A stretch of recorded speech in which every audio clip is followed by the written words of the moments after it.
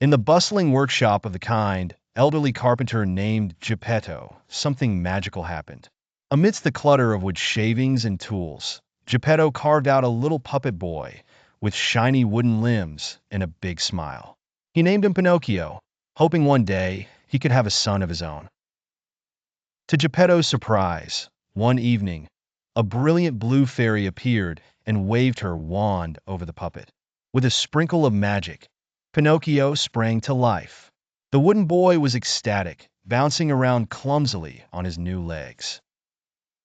"Remember, Pinocchio," warned the blue fairy gently, "you must always be good and honest. Only then can you become a real boy." Pinocchio nodded, his head rattling a bit. He was excited and curious about the world outside Geppetto's workshop. However, he soon discovered that being good wasn't as easy as he thought. One sunny morning, on his way to school, Pinocchio met a sly fox and a sneaky cat. They whispered sweet promises of treasure and adventure, enticing him to follow them. Despite remembering the fairy's advice, Pinocchio couldn't resist the lure of fun, so off he went, skipping school and trailing after them. The fox and the cat led him to wide fields with games and candy, but soon things turned gloomy. The kind promises were just traps, and Pinocchio found himself in trouble.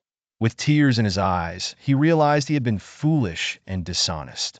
As he tried to find his way back home, his wooden nose grew with each lie he told to cover his mistakes.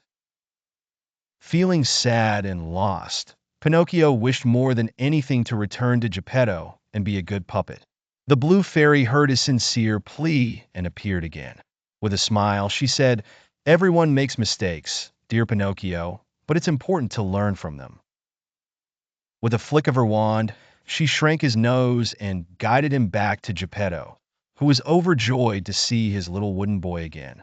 From that day on, Pinocchio tried his best to be brave, truthful, and selfless.